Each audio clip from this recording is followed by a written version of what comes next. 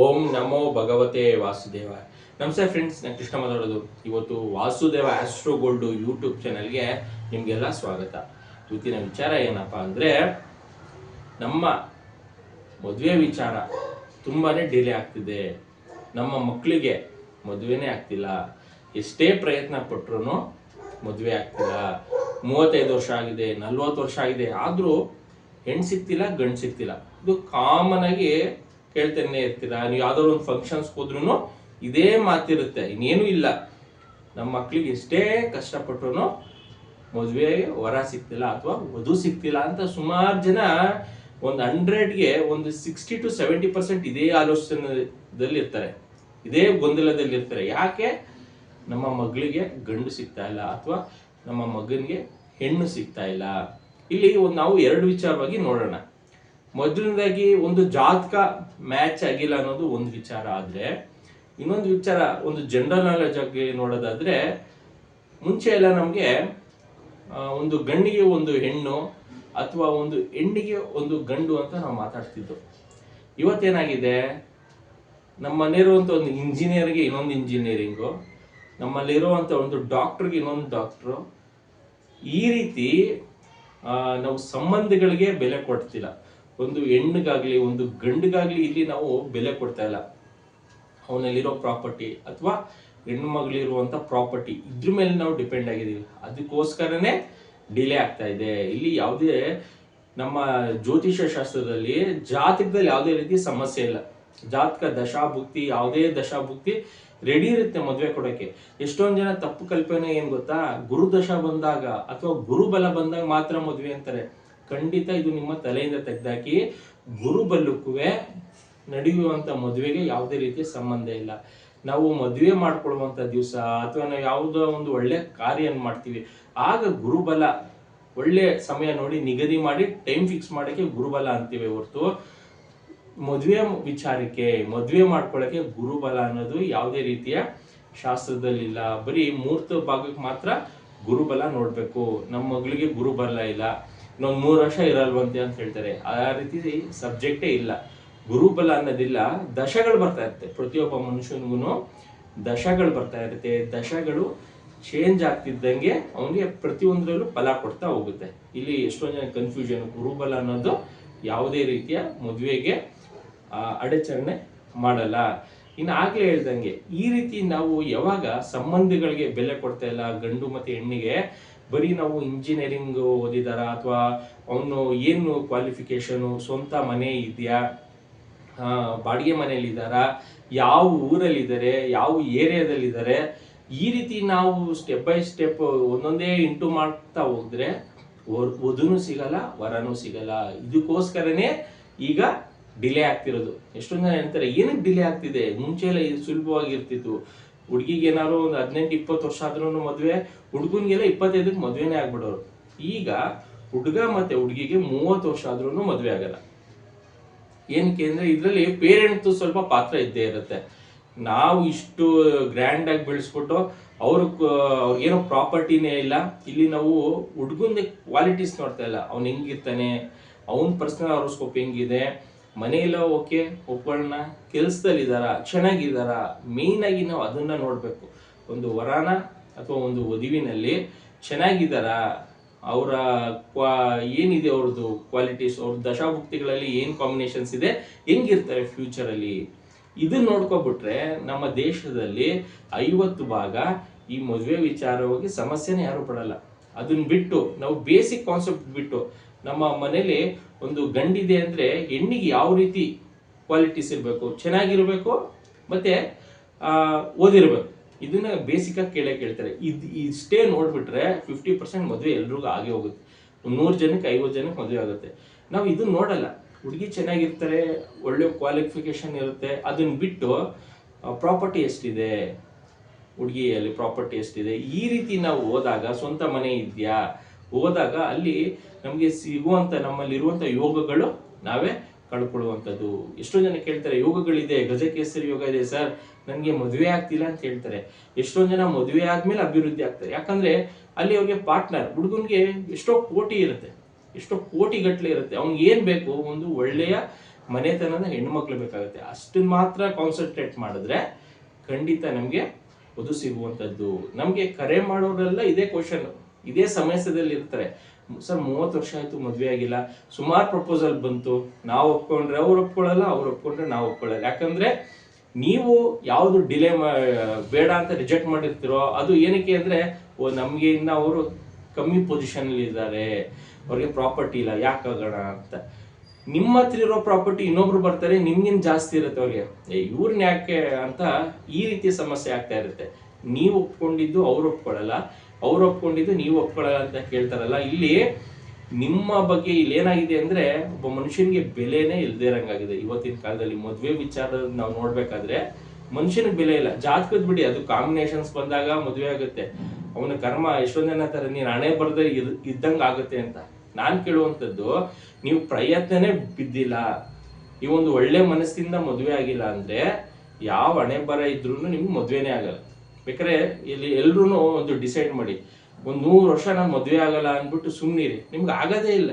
ಯಾವನೇ ಬರ ಆಗಲ್ಲ ಅಂತ ನೀವು ಡಿಸೈಡ್ ಮಾಡಿಬಿಟ್ರೆ, ನಿಮ್ಮ ಮನ್ಸಿಗೆ ನೀವು ಹಾಕೋಗ್ಬಿಟ್ರೆ ಒಂದು 100 ವರ್ಷ ಆಗಲ್ಲ ಮದುವೆ, ನಾನು ಬದುಕಿರೋ ತನಕ ಮದುವೆ ಆಗಲ್ಲ ಅಂತ ನೀವು ಅನ್ಕೋಬಿಟ್ರೆ ಎಲ್ಲಾಗುತ್ತೆ ಮದುವೆ? ಅದೆಲ್ಲ ಏನು ಬೇಡ. ಒಂದು ಡಿಸೈಡ್ ಮಾಡಿ, ಇವತ್ತು ನಾನು ಊಟ ಮಾಡಲ್ಲ, ನೀವು ಮಾಡೋದೇ ಇಲ್ಲ ಅಷ್ಟೇ. ಇಲ್ಲಿ ಏನಾಗುತ್ತೆ ಅಂದ್ರೆ ನೀವು ಹಣೆಯಲ್ಲಿ ಬರ್ದಂಗೆ ಆಗುತ್ತೆ ಅಂತ ಎಷ್ಟೊಂದು ಜನ ಆಗೋ ಕೆಲ್ಸಕ್ಕೂ ಎಷ್ಟೊಂದು ಜನ ಅಡ್ಡಿ ಆಗುವಂಥದ್ದು. ಒಂದು ಒಳ್ಳೆ ಟೈಮಿಂಗ್ಸ್ ಬಂದಾಗ, ಒಂದು ಒಳ್ಳೆ ವರ ಬಂದಾಗ ಅವನಲ್ಲಿ ಇರುವಂಥ ಕ್ವಾಲಿಟೀಸ್, ಅಥವಾ ಒಂದು ವಧು ಬಂದಾಗ ಆ ವಧುವಲ್ಲಿರುವಂಥ ಒಳ್ಳೆ ಗುಣಲಕ್ಷಣಗಳು ಮತ್ತೆ ಅವ್ರ ಎಜುಕೇಶನು ಮತ್ತೆ ಚೆನ್ನಾಗಿದ್ದಾರೆ ಅಂತ ನಿಮಗೆ ಬಿಟ್ಟಿರುವಂಥ ವಿಚಾರ, ಇದನ್ನೇ ನೋಡ್ಕೊಂಡು ನಾವು ಫಸ್ಟ್ ಸ್ಟೆಪ್ ತಗೊಂಡಾಗ ಖಂಡಿತ ಮದುವೆ ಆಗುವಂಥದ್ದು. ನಾವು ಇದನ್ನ ಓಕೆ ಮಾಡ್ಕೊಂಡು ನೆಕ್ಸ್ಟ್ ನಾವು ಜಾತಕದಲ್ಲಿ ನೋಡ್ಬೇಕಾಗಿರುವಂಥ ವಿಚಾರ, ನಾನು ಎಲ್ಲ ಎಪಿಸೋಡಲ್ಲೂ ಹೇಳ್ತಿರ್ತೀನಿ, ಲಗ್ನ ಸ್ವಲ್ಪ ಚೆಕ್ ಮಾಡ್ಬೇಕಾಗುತ್ತೆ, ಜಾತಕದಲ್ಲಿ ಚಂದ್ರ ಮ್ಯಾಚ್ ಆಗುತ್ತಾ ನೋಡ್ಬೇಕು. 3ನೇ ವಿಚಾರ ಏನಪ್ಪಾ ಅಂದ್ರೆ ದಶಾಭುಕ್ತಿಗಳು ಹೆಂಗಿರ್ತಾರೆ ಅವರು. ಇವಾಗ ಇಬ್ಬರಲ್ಲೂ 1-6-10 ಕಾಂಬಿನೇಷನ್ಸ್ ಬಂದಾಗ ಸ್ವಲ್ಪ ಕೆರಿಯರ್ ಬಗ್ಗೆ ಫೋಕಸ್ ಮಾಡ್ತಾರೆ. ಇಬ್ರು ಕೆರಿಯರ್ ಬಗ್ಗೆ ಫೋಕಸ್ ಮಾಡ್ಬಿಟ್ರೆ ಸಂಸಾರ ಮಾಡುವಂಥವ್ರು ಯಾರು? ಅದಕ್ಕೆ ಎಷ್ಟೊಂದು ಜನ ಒಳ್ಳೊಳ್ಳೆ ನಗರದಲ್ಲಿರುವಂಥವ್ರು ಮನೆಯಲ್ಲೇ ಇರಲ್ಲ, 24x7 ಆಫೀಸಲ್ಲಿ ಇರ್ತಾರೆ. ಒಂದು 24 hours ಅಲ್ಲಿ ಏನೋ ಒಂದು 5 hours 6 hours ಮನೇಲಿ ಕಳೆಯುವಂಥದ್ದು, ಇನ್ನು ಮಿಕ್ಕಿದೆಲ್ಲ ಆಫೀಸು, ಟ್ರಿಪ್ಪು, ಆ ಪ್ರೋಗ್ರಾಮ್, ಈ ಪ್ರೋಗ್ರಾಮ್, ಈ ರೀತಿ ಕ್ವಾಲಿಟೀಸ್ ಬಂದ್ಬಿಡುತ್ತೆ. ಕಾಂಬಿನೇಷನ್ ಅಲ್ಲಿ 1ನೇ ಮನೆ, 6ನೇ ಮನೆ, 10ನೇ ಮನೆ ಆಕ್ಟಿವೇಟ್ ಆದ್ರೆ ಕ್ಯಾರಿಯರ್ ಬಗ್ಗೆ ಯೋಚನೆ ಇರುತ್ತೆ, ಮನೆ ಬಗ್ಗೆ ಯೋಚನೆ ಇರಲ್ಲ.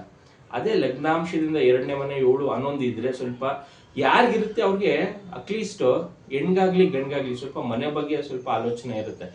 ನಾವು ಮನೆಗೆ ಹೋಗೋಣ, ಟೈಮ್ ಸ್ಪೆಂಡ್ ಮಾಡೋಣ ಮನೇಲಿ.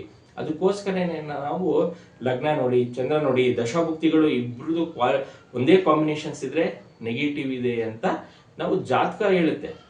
ನಾವು ಮೇನ್ ಆಗಿ ಬೇಸಿಕ್ ಆಗಿ ಇಲ್ಲೇ ಫೇಲ್ಯೂರ್ ಆಗ್ತಿರುವಂಥದ್ದು. ಇವತ್ತಿನ ಕಾಲದಲ್ಲಿ ನೀವು ಕಾಂಪ್ರಮೈಸ್ ಮಾಡ್ಕೊಂಡಿಲ್ಲ ಅಂದ್ರೆ ಖಂಡಿತ ಮದುವೆ ಆಗಲ್ಲ. ನೋ ಕಾಂಪ್ರಮೈಸ್, ನೋ ಮ್ಯಾರೇಜ್, ಇದಂತೂ 100%. ಯಾವುದಾದ್ರೂ ಒಂದು ವಿಚಾರದಲ್ಲಿ ನೀವು ಕಾಂಪ್ರಮೈಸ್ ಮಾಡ್ಕೊಳ್ಳೇಬೇಕಾಗುತ್ತೆ. ಇಲ್ಲ ನೀವು ನಿಮ್ಮ ಪೇರೆಂಟ್ಸ್ನ ಕೇಳಿ, ನಿಮ್ಮ ಸುತ್ತಮುತ್ತ ಮದುವೆ ಆಗಿರೋರ್ನ ಕೇಳಿ, ಏನಾದ್ರು ಒಂದು ಕಾಂಪ್ರಮೈಸ್ ಆಗಿದೆಯಾ ನೀನು ಅಂತ. ಹೆಣ್ಣು ಮಕ್ಳಾದ್ರೆ ಹ್ಞೂ ಅಂತಾರೆ, ಗಂಡು ಮಕ್ಳಾದ್ರೆ ಹ್ಞೂ ಒಂದು ಕಾಂಪ್ರಮೈಸ್ ಇರುತ್ತೆ, ಒಂದು ಊರ್ ಕಾಂಪ್ರಮೈಸ್ ಇರುತ್ತೆ. ನಿಮ್ಗೆ ಯಾವುದೋ ಒಂದು ಹಳ್ಳಿ, ನನ್ಗೆ ಹಳ್ಳಿ ಹೋಗಕ್ಕೆ ಇಷ್ಟನೇ ಇಲ್ಲ, ಬಟ್ ಅಲ್ಲಿರುವಂಥ ವರ, ಅಲ್ಲಿರುವಂಥ ವಧು ತುಂಬಾ ಇಷ್ಟ ಆಗ್ಬಿಡ್ತಾರೆ, ಅಲ್ಲೊಂದು ಕಾಂಪ್ರಮೈಸ್ ನೀವು ಹಳ್ಳಿ ಆದ್ರೇನು ಅಂತ.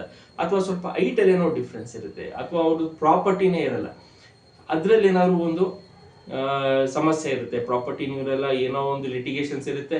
ಸೊ ಇದನ್ನೆಲ್ಲ ನೀವು ಅವಾಯ್ಡ್ ಮಾಡಿದ್ರೆ ಬರೀ ಫೋಕಸ್ ಯಾವ ವಿಚಾರವಾಗಿ ಮಾಡಬೇಕು, ಹುಡುಗನ ಬಗ್ಗೆ ಅವನ ಎಜುಕೇಶನು, ಅವನ ಬ್ಯಾಕ್ ಗ್ರೌಂಡ್ ಏನೋ, ಅವನದು ವರ್ಕ್ ಏನೋ ಚೆನ್ನಾಗಿದ್ದಾನೆ, ಇಷ್ಟನ್ನೇ ನೋಡ್ಕೊಂಡು ಹೋದ್ರೆ ಬೇಸಿಕಲಿ ಖಂಡಿತ 30 ವರ್ಷ ಒಳಗೆ ಮದುವೆ ಆಗ್ಬಿಡುತ್ತೆ. ನಾವು ಜಾತಕದಲ್ಲಿ ರೆಟ್ರೋಗ್ರೇಡ್ ಅಂತ ನೋಡ್ತೀವಿ, ವಕ್ರಿ ಏನಾದ್ರು ಇದ್ರೆ 28 ವರ್ಷ 30 ವರ್ಷ ಆಗ್ಬಿಡುತ್ತೆ. 30 ವರ್ಷ ಆದ್ರೆ ಅವ್ರಿಗೆ ಮ್ಯಾರೇಜ್ ಲೈಫ್ ಚೆನ್ನಾಗಿರುತ್ತೆ. ಇನ್ನು ಎಷ್ಟೊಂದು ಜನಕ್ಕೆ ವಕ್ರಿನೇ ಇರಲ್ಲ, ಆದ್ರೂ ಅವ್ರಿಗೆ ಮದುವೆ ಆಗಲ್ಲ. ಏನಕ್ಕೆ ಅಂದ್ರೆ ನನ್ಗೆ ಇದು ಬೇಡ. ಕಾಂಬಿನೇಷನ್ಸ್ ಅಲ್ಲಿ ಇನ್ನೊಂದು ಏನಾಗುತ್ತೆ ಅಂದ್ರೆ ಅವ್ರೇನಾದ್ರು 5ನೇ ಮನೆ ಆಕ್ಟಿವೇಟ್ ಆದ್ರೆ ಅವ್ರಿಗೆ ಸೆಲೆಕ್ಷನ್ ಮಾಡಕ್ಕೆ ಬರಲ್ಲ. ಇವ್ರನ್ನ ಮದುವೆ ಆಗೋಣ, ಅವ್ರನ್ನ ಆಗೋಣ ಅಂತ ಈ ರೀತಿ ಗೊಂದಲದಲ್ಲೇ ಟೈಮ್ ಪಾಸ್ ಮಾಡ್ತಾರೆ, ಮತ್ತೆ ಮದುವೆನೂ ಆಗಲ್ಲ. ಅವರು ಒಳ್ಳೊಳ್ಳೆ ಆಪರ್ಚುನಿಟೀಸು ನಾವು ಕಳ್ಕೊಳ್ಳುವಂಥದ್ದೇ ಜಾಸ್ತಿ. ಈಗ ಕಲಿಯುಗದಲ್ಲಿ ಒಳ್ಳೆ ಆಪರ್ಚುನಿಟೀಸೇ ಕಳ್ಕೊಳ್ಳೋದು ಜಾಸ್ತಿ. ಏನಕ್ಕೆ ಅಂದರೆ ನಮಗೆ ಸಿಗುವಂಥ ಆಪರ್ಚುನಿಟಿ ನಾವು ಯೂಸ್ ಮಾಡ್ಕೊಳ್ಳೋಕೆ ಬರಲ್ಲ. ಮತ್ತು ಈ ಪೇರೆಂಟ್ಸು ಒಂದು ಒಳ್ಳೇದು ಇದು ಮಕ್ಕಳಿಗೆ ನೀನು ಇವ್ನ ಮದುವೆ ಮಾಡ್ಕೊಂಡ್ರೆ ಏನು ಆಗ್ತೀರಾ, ಹೆಂಗೆ ನೀವು ಅಭಿವೃದ್ಧಿ ಆಗ್ತೀರಾ ಅನ್ನೋದು ಹೇಳಲ್ಲ. ಇವರು ಕೆಲವೊಂದ್ಸಲ ಪೇರೆಂಟ್ಸಿಂದನೂ ಸಮಸ್ಯೆ ಏನಾಗುತ್ತೆ ಅಂದರೆ ಪ್ರಾಪರ್ಟೀಸೇ ಇಲ್ಲಿ ಮೇಜರಾಗಿ ಬರುವಂಥದ್ದು. ಹುಡುಗಿ ನೋಡೋಕ್ಕೆ ಎಲ್ಲ ರೀತಿ ಚೆನ್ನಾಗಿದ್ರು ಅವರು ಯಾವುದೋ ರೀತಿ ಅಷ್ಟು ಇದರಲ್ಲಿದ್ದಾರೆ, ಬ್ಯಾಕ್ಗ್ರೌಂಡ್ ಎಲ್ಲ ಚೆನ್ನಾಗಿಲ್ಲ, ಇದರಲ್ಲೇ ಎಷ್ಟೊಂದು ಜನ ಕಟ್ಟಾಗ್ಬಿಡುತ್ತೆ. ನಮ್ಗೆ ಯಾವುದೇ ರೀತಿಯ ಇದು ಕೊಡಲ್ಲ, ವರದಕ್ಷಿಣೆ ಕೊಡಲ್ಲ, ವಧು ದಕ್ಷಿಣೆ ಕೊಡಲ್ಲ, ಈ ರೀತಿನೂ ಎಷ್ಟೊಂದು ಜನ ನಡೀತಾ ಇದೆ. ಅದಕ್ಕೋಸ್ಕರನೇ ಕಟ್ಟಾಗ್ತಾ ಇದೆ. ಹಿಂಗೆ ಕಟ್ಟಾಗಿ ಏನಾಗುತ್ತೆ ಅಂದರೆ ಬ್ಯಾಡ್ ಇಂಪ್ರೆಷನ್ ಬಂದ್ಬಿಡುತ್ತೆ. ಆ ಫ್ಯಾಮಿಲಿ ಮೇಲೆ ಬ್ಯಾಡ್ ಇಂಪ್ರೆಷನ್ ಬಂದು ಇನ್ನೂ ಡಿಲೇ ಆಗುವಂಥದ್ದು. ಕೊನೆಗೆ 35 ವರ್ಷಕ್ಕೆ ಯಾವುದಾದ್ರೂ ಒಂದು ಆದರೆ ಸಾಕಪ್ಪ ಅಂತ ಸ್ಟೇಜಿಗೆ ಬರುವಂಥದ್ದು. ಈಗೆಲ್ಲ ಅದೇ ಸ್ಟೇಜಿಗೆ ಬಂದ್ಬಿಟ್ಟಿದ್ದಾರೆ ಸುಮಾರು ಜನ. ಮದುವೆ ಆದರೆ ಸಾಕಪ್ಪ ಅಂತ. ಏನಕ್ಕೆ ಅಂದರೆ ಏಜ್ ಆಗೋಗಿರುತ್ತೆ, ಒಳ್ಳೆ ಟೈಮ್ಸಲ್ಲಿ ಮದುವೆ ಆಗಿರಲ್ಲ, ಸಿಕ್ಕಿರುವಂಥ ಆಪರ್ಚುನಿಟಿ ನಾವು ಜಸ್ಟ್ ಏನಕ್ಕೆ ಇದು ಮಾಡಿರ್ತೀವಿ ಅಂದರೆ ಪ್ರಾಪರ್ಟಿ ಇಲ್ಲ ಅಂತ ಡಿಲೇ ಮಾಡಿರ್ತೀವಿ, ಅಥವಾ ಅವರು ಏನೋ ಒಂದು ಮೈನರ್ ಇಶ್ಯೂಸಿಂದ ನಾವು ಡಿಲೇ ಮಾಡಿರ್ತೀವಿ. ಎಷ್ಟೊಂದು ಜನ ನೀವು ನೋಡಿರ್ತೀರಾ, ಒಂದು ಸೀರೆ ವಿಚಾರಕ್ಕೆ ಕ್ಯಾನ್ಸಲ್ ಆಗಿರುವಂಥದ್ದು, ಒಂದು ಚೌಟ್ರಿ ವಿಚಾರಕ್ಕೆ ಒಂದು ಒಳ್ಳೊಳ್ಳೆ ಪ್ರಪೋಸಲ್ಸ್ನ ನಾವು ಕಳ್ಕೊಂಡಿರ್ತೀವಿ. ಈ ಸಣ್ಣ ಪುಟ್ಟ ವಿಚಾರಕ್ಕೆ ಅವರ ಜೀವನದಲ್ಲಿ ಒಂದು ಒಳ್ಳೆ ಸ್ಟೆಪ್ಪು, ನಾವು ಜೀವನದಲ್ಲಿ ತುಂಬ ಮುಂದುವರಿಯುವಂಥ ಸ್ಟೆಪ್ಸ್ನೆಲ್ಲ ನಾವು ಏನು ಮಾಡಿರ್ತೀವಿ, ಸಣ್ಣ ಪುಟ್ಟ ವಿಚಾರದಲ್ಲಿ ಕಳ್ಕೊಂಡಿರ್ತೀವಿ. ಈ ರೀತಿ ಸಮಸ್ಯೆ ಅನುಭವಿಸ್ತಾರೆ. ಫ್ಯೂಚರಲ್ಲಿ ಡೇ ಪಾಸ್ ಒಂದೊಂದು ದಿವಸ ಕಳೆದ ಮೇಲೆ ಅದು ನೆನಪಾಗ್ತಾ ಹೋಗುತ್ತೆ, ಅಯ್ಯೋ ಒಳ್ಳೊಳ್ಳೆ ಆಪರ್ಚುನಿಟೀಸ್ ನಾನು ಕಳ್ಕೊಂಡಲ್ಲ ಅಂತ. ಈ ರೀತಿ ನಾವು ಜನರಲ್ ನಾಲೆಡ್ಜು ಸ್ವಲ್ಪ ಬಳಸ್ಕೊಬಿಟ್ರೆ ಖಂಡಿತ ಯಾರ ಮನೇಲೂ ಈ ರೀತಿ ಸಮಸ್ಯೆನೇ ಇಲ್ಲ. ಹೆಣ್ಮಕ್ಳಿಗೆ ಗಂಡು ಹುಡ್ಕೋದಾಗ್ಲಿ, ಗಂಡು ಮಕ್ಳಿಗೆ ಹೆಣ್ಣು ಹುಡ್ಕೊಳ್ಳೋದಾಗ್ಲಿ ಸಮಸ್ಯೆನೇ ಇರಲ್ಲ. ಇಲ್ಲಿ ಬಂದಿರುವಂಥದ್ದೇ ನಮಗೆ ಎಕ್ಸ್ಟ್ರಾ ಏನು ಬೇಕು, ಬೆನಿಫಿಟ್ಸ್ ಎಲ್ಲ ಬೇಕು. ಒಂದು ಹುಡುಗನ್ಗೆ ಒಂದು ಹುಡುಗಿ ಬೇಕು ಅನ್ನೋ ಕಾನ್ಸೆಪ್ಟೇ ಇಲ್ಲ ಈಗ. ಒಂದು ಹುಡುಗನ್ಗೆ ಹೆಂಗಾಗಿದೆ ಅಂದ್ರೆ ಅದೇ ಸಮವಾಗಿರುವಂಥ ಪ್ರಾಪರ್ಟಿ ಬೇಕು, ಕೊನೆಯಲ್ಲಿ ಹುಡುಗಿ ಆ ರೀತಿ ಆಗಿರುವಂಥದ್ದು. ಈಗೆಲ್ಲ ಮುಂಚೆ ಹುಡುಗಿ ನೋಡ್ರಿ ಮ್ಯಾಚ್ ಮೇಕಿಂಗ್ ಆಗುತ್ತಾ ನೋಡ್ರಿ ಅಂತ, ಜಾತಕ ನೋಡ್ರಿ ಅಂತ ಅಂತಿದ್ರು. ಈಗ ಹಂಗಲ್ಲ. ಹುಡುಗನ ಇಂಜಿನಿಯರಿಂಗು, ಹುಡುಗಿದಿಷ್ಟು ಕ್ವಾಲಿಫಿಕೇಶನು, ಅಥವಾ ಹುಡುಗಿ ಇಷ್ಟೊಂದು ಓದ್ಬಿಟ್ಟಿದ್ದಾಳೆ, ಹುಡುಗ ಓದಿಲ್ಲ, ಖಂಡಿತ ಮ್ಯಾರೇಜ್ ಆಗಲ್ಲ. ಈ ರೀತಿ ಸಮಸ್ಯೆ ಇರೋದ್ರಿಂದನೇ 50% ಮದುವೆನೇ ಆಗ್ತಿಲ್ಲ. ಒಳ್ಳೊಳ್ಳೆ ಪ್ರಪೋಸಲ್ಸ್ ಸಿಕ್ಕಿದ್ರೂ ಮದುವೆ ಆಗದೆ ಇರೋದಕ್ಕೆ ಕಾರಣ ಇದೇನೆ ಕೂಡ. ಜೊತೆಗೆ ಹೆಣ್ಮಕ್ಳೆಲ್ಲ ಜಾಸ್ತಿ ಓದಿರ್ತಾರೆ, ಗಂಡು ಮಕ್ಳಿಗೆ ಕಡಿಮೆ ಓದಿರ್ತಾರೆ. ಇದೂ ಕೂಡ ಮೇಜರ್ ಇಶ್ಯೂ ಈ ಕಾಲದಲ್ಲಿ ಫೇಸ್ ಮಾಡ್ತಿರುವಂಥದ್ದು. ಸೊ ಇದನ್ನೆಲ್ಲ ನಾವು ಡಿಕೋಡ್ ಮಾಡ್ತಾ ಹೋದ್ರೆ ಏನಕ್ಕೆ ನನಗೆ ಮದುವೆ ಆಗ್ತಾ ಇಲ್ಲ, ಏನಕ್ಕೆ ಆಗ್ತಾ ಇಲ್ಲ ಅಂತ ಒಂದು ನಿಮಿಷ ನೀವೇ ಆಲೋಚನೆ ಮಾಡಿದ್ರೆ, ನೀವು ಯಾವ ಅಸ್ಟ್ರಾಲಜರ್ ಹತ್ರ ಹೋಗ್ಬೇಡಿ, ಯಾರ ಹತ್ರನೂ ಹೋಗ್ಬೇಡಿ. ಎಷ್ಟೊಂದು ಜನ ಏನಾಗಿದೆ ಅಂದರೆ ಮದುವೆ ಆಗಿಲ್ಲ, ಎಲ್ಲ ದೇವಸ್ಥಾನಕ್ಕೆ ಹೋಗಿ ಬಂದೆ ಆದ್ರೂ ಮದುವೆ ಆಗ್ತಿಲ್ಲ ಅಂತ ಹೇಳ್ತಾರೆ. ನಿಮಗೆ ನೀವು ಸ್ವಲ್ಪ ಯೋಚನೆ ಮಾಡಿ, ಸಾಕು ಏನು ಸಮಸ್ಯೆ ಇದೆ ನಾನು ಫೇಸ್ ಮಾಡ್ತಾ ಇದ್ದೀನಿ, ಯಾಕೆ ನನಗೆ ಮದುವೆ ಆಗ್ತಿಲ್ಲ. ನೀವು ಮನೆಗಳಲ್ಲೇ ಕುತ್ಕೊಂಡು ಮಂತ್ರ ಪಠನೆ ಮಾಡಿ. ಈ ರೀತಿ ಸ್ವಲ್ಪ ನೀವು ಒಂದು 15 ದಿವಸ ಆಲೋಚನೆ ಮಾಡಿಬಿಟ್ರೆ ಇನ್ನೊಂದು 15 ಡೇಸಲ್ಲಿ ನೀವೇ ಸರಿ ಹೋಗ್ಬಿಡ್ತೀರ. ಯಾವ ರೀತಿ ಹುಡುಗ ಬೇಕು ನನಗೆ, ಫ್ಯೂಚರಲ್ಲಿ ನಾನು ಏನಾಗಬೇಕು ಅಂತ ನಿಮಗೆ ಒಂದು ಐಡಿಯಾ ಬರುತ್ತೆ. ನಾನು ಇಷ್ಟು ಹೇಳಿರುವಂಥದ್ದು ಜಸ್ಟ್ ಏನು ನನಗೆ ಕನ್ಸಲ್ಟೇಷನ್ಸ್ ಬರ್ತಾರಲ್ಲ ಅವ್ರದ್ದೆಲ್ಲ ಇದೇ ಸಮಸ್ಯೆ ಆಗ್ತಿರುವಂಥದ್ದು. ಅವರು ಏನು ಫೇಸ್ ಮಾಡ್ತಾ ಇದ್ದಾರೆ ಪ್ರಾಬ್ಲಮ್ಮು ಅಂತ. ಈ ಸಮಸ್ಯೆಯಿಂದ ಹೊರಗೆ ಬಂದ್ಬಿಟ್ರೆ ನೆಕ್ಸ್ಟು ನಾವು ಜ್ಯೋತಿಷ್ಯ ಶಾಸ್ತ್ರದಲ್ಲಿ ಅವ್ರಿಗೆ ಮ್ಯಾಚ್ ಮೇಕಿಂಗ್ ವಿಚಾರವಾಗಲಿ, ಆಗಲೇ ಹೇಳ್ದಂಗೆ ಕಾಂಬಿನೇಷನ್ಸಲ್ಲಿ ಅವ್ರದ್ದು ನಿಮ್ಮದು ಹೊಂದಾಣಿಕೆ ಹೆಂಗಿರುತ್ತೆ ನಾವು ಇಷ್ಟೇ ನೋಡಿರುವಂಥದ್ದು. ಯಾವುದೇ ಪುರೋಹಿತರಾಗಲಿ, ಯಾವುದೇ ಅಸ್ಟ್ರಾಲಜರ್ ಆಗಲಿ ನಿಮ್ಮ ಕಿತ್ತಾಟಕ್ಕೆ ಯಾರು ಹೊಣೆ ಅಲ್ಲ. ಅವ್ರದ್ದು ಕ್ವಾಲಿಟೀಸ್ ಹೆಂಗಿರುತ್ತೆ ಅಂತ ನಾವು ನೋಡ್ಬೋದೇ ಅಷ್ಟೇ ಹೊರತು ಇನ್ನೇನು ನಾವು ಅಲ್ಲಿ ಫುಲ್. ಈಗ ಎಷ್ಟೊಂದು ಜನ ಜಾತಕ ಎಲ್ಲ ನೋಡಿರ್ತೇವೆ ಆದ್ರೂ ಡೈವರ್ಸ್ ಆಗುತ್ತೆ. ಯಾಕೆ ಸರ್ ಅಂದ್ರೆ ಅಲ್ಲಿ ಕಾಂಬಿನೇಷನ್ಸ್ ಅಂತ ನೋಡ್ತೀವಿ ನಾವು. ಹುಡುಗಿದೇನಾದ್ರು ಕಾಂಬಿನೇಷನ್ಸ್ 1, 6, 10ನೇ ಕಾಂಬಿನೇಷನ್ಸ್ ಇದ್ರೆ ಹುಡುಗನ್ಗೆ ಹೇಳ್ತೀವಿ ನಿಮ್ಮ ಹುಡುಗಿ ಸ್ವಲ್ಪ ರಫೇನೆ, ನೀನೇ ಅನುಸರಿಸ್ಕೊಂಡು ಹೋಗ್ಬೇಕಪ್ಪ ಅಂತ. ಅಥವಾ ಏನಾದ್ರು ಈ ಕಾಂಬಿನೇಷನ್ಸ್ ಏನಾದ್ರು ಹುಡುಗನಲ್ಲಿದ್ರೆ ಅವ್ರಿಗೆ ಹೇಳ್ತೀವಿ ನೀನೇ ಅನುಸರಿಸ್ಕೊಂಡು ಹೋಗ್ಬೇಕು ಅಂತ ಹೆಣ್ಮಕ್ಳಿಗೆ ಹೇಳ್ತೀವಿ. ಯಾರ್ದು ಕಾಂಬಿನೇಷನ್ಸ್ ಸ್ಟ್ರಾಂಗ್ ಇರುತ್ತೆ ಅವ್ರು ಯಾವಾಗಲೂ ರೂಢಾಗೆ ಬಿಹೇವ್ ಮಾಡ್ತಿರ್ತಾರೆ. ಇಬ್ರದ್ದು ಕಾಂಬಿನೇಷನ್ಸ್ ನಾನು ಆಗ್ಲೇ ಹೇಳ್ದಂಗೆ 160 ಕಾಂಬಿನೇಷನ್ಸ್ ಇದ್ರೆ ಇಬ್ರು ಸ್ವಲ್ಪ ಸಮಸ್ಯೆ, ಕಿತ್ತಾಟ, ಜಗಳಗಳು ಮನೇಲಿ. ನನ್ನ ಕ್ಯಾರಿಯರ್ ನಾನು ಹಂಗಾಗ್ಬೇಕು ಹಿಂಗಾಗ್ಬೇಕು ಅಂತ ಬರ್ತಾನೆ ಇರುತ್ತೆ. ಆ ರೀತಿ ನಾವು ಜಾತಕದಲ್ಲಿ ನೋಡುವಂಥದ್ದು. ಜಾತಕ ನೋಡೋದು ತುಂಬಾ ಈಸಿನೇ, ಬಟ್ ನಮಗೆ ಇಲ್ಲಿ ಸಮಸ್ಯೆ ಆಗ್ತಿರುವಂಥದ್ದು ಸೆಲೆಕ್ಷನ್ ಎಷ್ಟೋ ಜನಕ್ಕೆ ಮಾಡ್ಕೊಳಕ್ ಬರ್ತಾ ಇಲ್ಲ. ಏನಕ್ಕೆ ಅಂದರೆ ಇದೇ ರೀತಿ ಸಣ್ಣ ಪುಟ್ಟ ವಿಚಾರಕ್ಕೆ ಪ್ರಪೋಸಲ್ಸ್ನ ಬೇಡ ಅಂತ ರಿಜೆಕ್ಟ್ ಮಾಡುವಂಥದ್ದು. ಫೋಟೋ ನೋಡೋದು ರಿಜೆಕ್ಟ್ ಮಾಡೋದು, ಅಲ್ಲಿ ನೋಡೋದು ಕ್ವಾಲಿಫಿಕೇಶನು, ಅವನ ಸ್ಯಾಲ್ರಿ ಎಷ್ಟಿದೆ, ವರ್ಷಕ್ಕೆ ಇಷ್ಟನಾ, ಇವ್ನ ಹಣೆ ಬರಾನೇ ಇಷ್ಟು ಅಂತ ಅಲ್ಲೇ ಡಿಸೈಡ್ ಮಾಡೋದು. ಅಥವಾ ಓದುದ್ ನೋಡೋದು ಹೆಣ್ಮಕ್ಳದು, ಇವ್ರದ್ದು ವರ್ಷಕ್ಕೆ ಇಷ್ಟೇನ ಸಂಪಾದನೆ ಮಾಡೋದು, ಇವ್ರದ್ದು ಇಷ್ಟೇ, ಇವ್ರನ್ನ ಮದುವೆ ಆಗ್ಬಿಟ್ರೆ ನಾನು ಹೆಂಗ್ ಬೆಳೆಯೋದು ಅಂತ. ಸೊ ಅದೆಲ್ಲ ಜೀವನ. ಮದುವೆ ಆದ್ಮೇಲೆ ನೀವು ಕಾನ್ವರ್ಸೇಷನ್ ಮಾಡಿ ಇನ್ನ ಕೋಟಿಗಟ್ಟಲೆ ಸಂಪಾದನೆ ಮಾಡ್ಬೋದು. ಜಸ್ಟ್ ಒಬ್ಬ ಮನುಷ್ಯನ ನಾವು ದಶಾಭುಕ್ತಿ ಮೇಲೆ ನಾವು ನೋಡ್ಬೇಕೇ ಹೊರತು ಈಗ ಪ್ರೆಸೆಂಟ್ ಸಿಚುವೇಶನ್ ಮೇಲೆ ಯಾವುದೇ ಒಬ್ಬ ವ್ಯಕ್ತಿನ ಅಳಿಯಕ್ಕಾಗಲ್ಲ. ಇವತ್ತು ಹಿಂಗಿದ್ದವ್ ನಾಳೆ ಇನ್ನೆಂಗೋ ಇರ್ತೇನೆ, ಹೆಂಗೋ ಇದನ್ನು ಕೆಳಗೆ ಬಿದ್ದೋಗಿರ್ತಾನೆ. ಇದಕ್ಕೆಲ್ಲ ಉದಾಹರಣೆ ದಿನ ಬೆಳಗಾರೆ ನೀವು ಟಿವಿ ಪೇಪರ್ ಅಲ್ಲಿ ನೋಡ್ತಿರ್ತೀರ, ನಿನ್ನೆ ಹಂಗಿದ್ದಂತೆ ಇವತ್ತು ಎಷ್ಟೊಂದು ಬೆಳೆದು ಬಿಟ್ಟಿದ್ದಾನೆ ಅಂತ. ಸೊ ಒಬ್ಬ ಮನುಷ್ಯನ ಬೆಳವಣಿಗೆ ಪ್ರೆಸೆಂಟ್ ನೋಡಕ್ಕಾಗಲ್ಲ, ಫ್ಯೂಚರ್ ಅಲ್ಲಿ ಹೆಂಗಿರ್ತಾರೆ ಅದನ್ನ ನೋಡ್ಕೊಂಡು ನಾವು ಸ್ಟೆಪ್ಸ್ ತಗೋಬೇಕು. ಇದಿಷ್ಟು ಹೇಳಿದ್ದು ನಾನು ಜನರಲ್ ನಾಲೆಡ್ಜ್ ವಿಚಾರ, ಮತ್ತೆ ಸಮಸ್ಯೆ ಅನುಭವಿಸ್ತಿರುವಂತದ್ದು ಯಾವ ರೀತಿ, ಅದರಿಂದ ಈಚೆ ಬಂದ್ರೆ ಖಂಡಿತ ಮದುವೆ ಆಗುವಂಥದ್ದು. ಇನ್ನು ಜ್ಯೋತಿಷ್ಯ ಶಾಸ್ತ್ರಕ್ಕೆ ಬಂದ್ರೆ ಯಾರಿಗೆ ಮದುವೆ ನಿಧಾನ ಆಗ್ತಾ ಇದೆ ಅಂತ ನೋಡೋದಾದ್ರೆ, ನಿಮ್ಮ ನವಗ್ರಹಗಳಲ್ಲಿ ಯಾವ ಗ್ರಹ ಲಗ್ನಾಂಶದಿಂದ 2ನೇ ಮನೆ, 7 ಮತ್ತೆ 11ನೇ ಮನೆ ಇದೆ, ಆ ಗ್ರಹಕ್ಕೆ ಅತಿ ಹೆಚ್ಚು ಮಂತ್ರ ಪಠನೆ ಮಾಡ್ಲೇಬೇಕು ನೀವು. ಯಾವುದೇ ಗ್ರಹ ಇಲ್ಲಿ, ನಿಮ್ದೇನಾದ್ರೂ ವೃಶ್ಚಿಕ ಲಗ್ನ ಆಗಿದ್ರೆ 2ನೇ ಮನೆಯಲ್ಲಿ ಧನು ರಾಶಿಯಲ್ಲಿ ಯಾವ ಗ್ರಹ ಇದೆ, ಅಥವಾ ಅಲ್ಲಿಂದ 7ನೇ ಮನೆ ವೃಶ್ಚಿಕ ರಾಶಿಯಲ್ಲಿ ಅಥವಾ ಕನ್ಯಾ ರಾಶಿಯಲ್ಲಿ ಯಾವ ಗ್ರಹ ಇದೆ, ಆ ಗ್ರಹಗಳಿಗೆ ಉದಾಹರಣೆ ಹೇಳಿದ್ದು, ಲಗ್ನ ವೃಶ್ಚಿಕ ಆಗಿರ್ಬೇಕು, 2ನೇ ಮನೆ ಧನುರಲ್ಲಿ ಯಾವ್ದಾದ್ರು ಗ್ರಹ ಇದ್ರೆ, 7ನೇ ಮನೆ ವೃಷಭದಲ್ಲಿ ಯಾವ್ದಾದ್ರು ಗ್ರಹ ಇದ್ರೆ, ಅಥವಾ ಕನ್ಯಾದಲ್ಲಿ ನಿಮ್ಮ ವೃಶ್ಚಿಕ ರಾಶಿಯಿಂದ 11ನೇ ಮನೆ ಕನ್ಯಾ ರಾಶಿ ಆಗುತ್ತೆ, ಅಲ್ಲಿ ಯಾವ್ದಾದ್ರು ಗ್ರಹ ಇದ್ರೆ ಆ ಗ್ರಹಕ್ಕೆ ಸಂಬಂಧಪಟ್ಟಿರುವಂತ ಉಂಗ್ರ, ರುದ್ರಾಕ್ಷಿ ಮತ್ತೆ ಮಂತ್ರ ಪಠನೆ ಮಾಡ್ಲೇಬೇಕು. ಇದು ಫಸ್ಟ್ ಸ್ಟೆಪ್. ಅಲ್ಲಿ ಡಿಗ್ರಿ ವೈಸ್ ಅಲ್ಲೇ ಇದೆಯಾ, 2ನೇ ಮನೆಯಲ್ಲೇ ಇದೆಯಾ, ಮತ್ತೆ 7ನೇ ಮನೆಯಲ್ಲೇ ಇದೆಯಾ, ಮತ್ತೆ 11ನೇ ಮನೆಯಲ್ಲಿ ಇದೆಯಾ ಅಂತ ಕನ್ಫರ್ಮ್ ಮಾಡ್ಕೊಂಡು ಹಾಕೊಳ್ಳಬೇಕು. ಯಾಕಂದ್ರೆ ಇನ್ನೊಂದೇನಾಗುತ್ತೆ ಅಂದ್ರೆ, 7ನೇ ಮನೆ ಅಂತ ನಾನು ಹೇಳ್ದೆ, ಅದೇನಾದ್ರೂ 6ನೇ ಮನೆಗೆ ಬಂದ್ಬಿಟ್ಟಿದ್ರೆ ಡಿಗ್ರಿ ವೈಸು, 11ನೇ ಮನೆ ಇರೋದು ಏನಾದ್ರೂ 10ನೇ ಮನೆಗೆ ಹೋದ್ರೆ, ಅಥವಾ 11ನೇ ಮನೆ ಇರುವಂತದ್ದು ಏನಾದ್ರು 12ನೇ ಮನೆಗೆ ಹೊಂಟೋದ್ರೆ ಅಲ್ಲಿ ನೆಗೆಟಿವ್ ಆಗಿರುವಂತದ್ದು. ಇದು ಡೀಪ್ ಸೀಕ್ರೆಟ್ ಅಲ್ಲಿ ನಾವು ನೋಡ್ಬೇಕು. ಅಲ್ಲಿ ಯಾವ ನಕ್ಷತ್ರದಲ್ಲಿದೆ, ಯಾವ ಸಬ್ಲಾರ್ಡ್ ಅಲ್ಲಿ ಇದೆ, ಮತ್ತೆ ಏನ್ ಫಲ ಕೊಡ್ತಾ ಇದೆ ಅಂತ ನಾವು ಜ್ಯೋತಿಷ್ಯ ಶಾಸ್ತ್ರದಲ್ಲಿ ಅದನ್ನ ನಿಖರವಾಗಿ ತಿಳಿಸ್ಕೊಡ್ತೀವಿ. ಸಮಸ್ಯೆ ಏನಾಗ್ತಾ ಇದೆ, ಮೇನ್ ಆಗಿ ಪ್ರಾಬ್ಲಮ್ಮು, ಆ ಗ್ರಹಗಳಿಗೆ ನೀವು ಮಂತ್ರ ಪಠನೆ, ಉಂಗ್ರ, ರುದ್ರಾಕ್ಷಿ ಅತಿ ಹೆಚ್ಚು ಮಾಡ್ಬೇಕು. ನೀವು ಎಷ್ಟೇ ಹೋಮ ಮಾಡಿಸಿ, ನೀವು ಎಲ್ಲೆಲ್ಲೋ ಹೋಗಿ ಬನ್ನಿ, ಮದುವೆ ಆಗ್ತಿರಲ್ಲ. ಗ್ರಹಗಳು ದಶಾಭುಕ್ತಿಗಳು ಏನ್ ಫಲ ಕೊಡ್ತಾ ಇದೆ, ಪ್ರೆಸೆಂಟ್ ಏನಿದೆ, ಯಾವಾಗ ಆಗುತ್ತೆ, ನಿಮ್ಗೆ ಏನಾದ್ರೂ 5ನೇ ಮನೆ ಕಾಂಬಿನೇಷನ್ಸ್ ಗ್ರಹ ಇದು ಅದ್ರ ದಶಾ ನಡೀತಾ ಇದ್ರೆ ನೀವು ಸಮಸ್ಯೆಯಲ್ಲಿ ಸಿಗಾಕೊಂಡಿರ್ತೀವಿ, ಸೆಲೆಕ್ಷನ್ ಮಾಡಕ್ಕಾಗಲ್ಲ.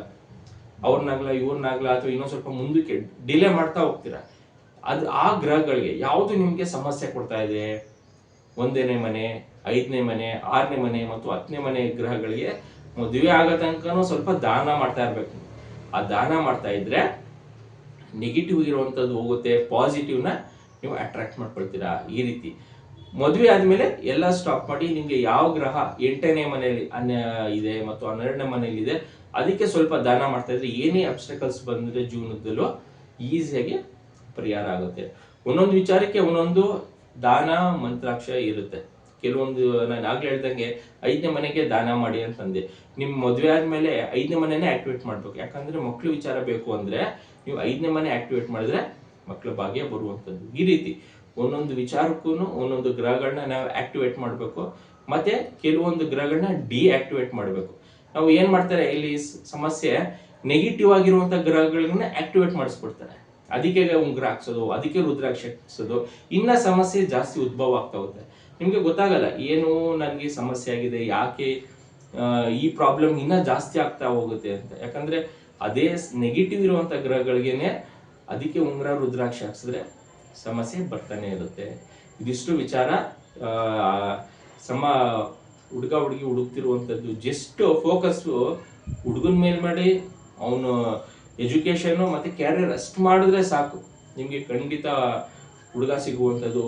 ಮತ್ತೆ ವಧುನು ಏನಲ್ಲೂ ಅಷ್ಟೇನೆ, ಅವರು ನಿಮ್ಗೆ ಚೆನ್ನಾಗಿದ್ದಾರ, ನಿಮ್ಮ ಒಂದು ಮನೆಗೆ ಅವರು ಹೊಂದಾಣಿಕೆಯಿಂದ ಹೋಗ್ತಾರ, ಮತ್ತೆ ಅವ್ರ ಕ್ವಾಲಿಫಿಕೇಶನ್ ಮತ್ತೆ ಇಷ್ಟ ಆಗಿದೆ, ಅಷ್ಟು ನೋಡ್ಕೊಂಡ್ರೆ ಖಂಡಿತ ನಮ್ಮ ದೇಶದಲ್ಲಿ ಒಂದು 50% ಈ ಮದುವೆ ಯಾರು ಫೇಸ್ ಮಾಡ್ತಾ ಇದ್ರೆ ಮದುವೆ ವಿಚಾರವಾಗಿ ಪ್ರಾಬ್ಲಮ್ಸೇ ಇಲ್ಲ, ಎಲ್ರಿಗೂ ಮದುವೆ ಆಗ್ಬಿಡುತ್ತೆ, ಎಲ್ರಿಗೂ ಮದುವೆ ಬಗ್ಗೆ ಸಿಗುವಂಥದ್ದು. ಇಲ್ಲಿ ಜಾತಕ ಯಾವುದೇ ರೀತಿಯ ನಿಮ್ಗೆ ದೋಷ ಕೊಡಲ್ಲ, ತಲೆಯಿಂದ ತೆಗ್ದಾಕಿ. ಯಾವುದೇ ರೀತಿಯ ಕುಜ ದೋಷ ಆಗ್ಲಿ, ಕಾಳ ಸರ್ಪ ದೋಷ ಆಗ್ಲಿ, ಸಾಡೆ ಸಾತಿ ಆಗ್ಲಿ, ಯಾವುದೇ ಸಮಸ್ಯೆ ನಿಮಗೆ ಕೊಡಲ್ಲ. ಎಲ್ಲನೂ ನೀವೇ ಮಾಡ್ಕೊಂಡಿರುವಂಥದ್ದು, ಅಂದರೆ ನಾವೇ ಮಾಡ್ಕೊಳ್ಳೋದು ಎಲ್ಲ ಸಮಸ್ಯೆನ. ನಮ್ಮ ಒಂದು ಈ ಎಕ್ಸ್ಟ್ರಾ ಬೆನಿಫಿಟ್ಸ್ಗೋಸ್ಕರ ನಾವು ಯಾವುದೇ ಒಂದು ಅಸ್ಟ್ರಾಲಜರು ಜ್ಯೋತಿಷ್ಯ ಹತ್ರ ಹೋದಾಗ, ನಿನಗೆ ಕುಜ ಲಗ್ನದಿಂದ 1, 2ನೇ ಮನೇಲಿದೆ, 4ನೇ ಮನೇಲಿದೆ, 7ರಲ್ಲಿದೆ, 8ರಲ್ಲಿದೆ ಅಥವಾ 12ರಲ್ಲಿ ಎಲ್ಲಾದ್ರೂ ಒಂದು ಕಡೆ ಇರುತ್ತೆ, ಕುಜ ದೋಷ ಇದೆ, ಅದಕ್ಕೆ ನಿಮಗೆ ಮದುವೆ ಆಗ್ತಿಲ್ಲ ಅಂತ. ಖಂಡಿತ ಅವೆಲ್ಲ ಏನೂ ಇಲ್ಲ. ಸಮಸ್ಯೆ ಇರುವಂಥದ್ದು ನಮ್ಮಲ್ಲೇ. ಏನು ಬೇಕು ಅದನ್ನ ನಾವು ಪಡ್ಕೋಬೇಕು ಅಂದರೆ ಗ್ರಹಗಳಿಗೆ ಮಂತ್ರ ಪಠನೆ ಮಾಡಿ ಮತ್ತೆ ಕಾಂಪ್ರಮೈಸ್ ಮಾಡ್ಕೋಬೇಕು. ಮದುವೆ ವಿಚಾರವಾಗಿ ಯಾವುದಾದ್ರೂ ಒಂದು ವಿಚಾರ ನೀವು ಕಾಂಪ್ರಮೈಸ್ ಮಾಡ್ಕೊಂಡ್ರೆ ಅತಿ ಶೀಘ್ರದಲ್ಲೇ ನಿಮ್ಮ ಮದುವೆ ಆಗುತ್ತೆ. ಇದಿಷ್ಟು ವಿಚಾರ. ಯಾರು Vasudeva astro gold YouTube channel subscribe ಮಾಡ್ಕೊಂಡಿಲ್ಲ ಇವತ್ತೇ ಮಾಡ್ಕೊಳ್ಳಿ. ನಾನು ಹಾಕುವಂಥ ವಿಡಿಯೋಸ್ ಇಮ್ಮಿಡಿಯೇಟ್ ನಿಮ್ಮ ಮೊಬೈಲ್ಗೆ ರೀಚ್ ಆಗುತ್ತೆ. ಇಲ್ಲಿ ಯಾವುದೇ ರೀತಿಯ ದೋಷ ಕಾಟ ಎದುರಿಸುವಂಥದ್ದು, ಅಲ್ಲೋಗಿ ಇಲ್ಲೋಗಿ ಹೋಮ ಮಾಡಿಸಿ ದುಡ್ಡು ಖರ್ಚು ಮಾಡಿ ಅಂತಲ್ಲ. ನಿಖರವಾಗಿ ಸುಲಭವಾಗಿ ನಿಮ್ಮ ಜಾತಕವನ್ನು ನೀವೇ ತಿಳ್ಕೊಳ್ಬೋದು. ನನ್ನ ಯೂಟ್ಯೂಬ್ ಚಾನಲ್ ಇರೋದ್ರಿಂದ ಯಾವುದೇ ಒಂದು ಸಮಸ್ಯೆಗೆ ಒಂದು ಪರಿಹಾರ ಕೊಟ್ಟಿರ್ತೀನಿ. ವಾಸುದೇವ ಆಸ್ಟ್ರೋ ಗೋಲ್ಡ್ ಅಂತ ನೀವು ಸರ್ಚ್ ಮಾಡಿದ್ರೆ ಸಾಕು, ಪ್ರತಿಯೊಂದು ಇನ್ಫಾರ್ಮೇಷನು ಅಪ್ಡೇಟ್ ಮಾಡಿರ್ತೀನಿ. Thank you.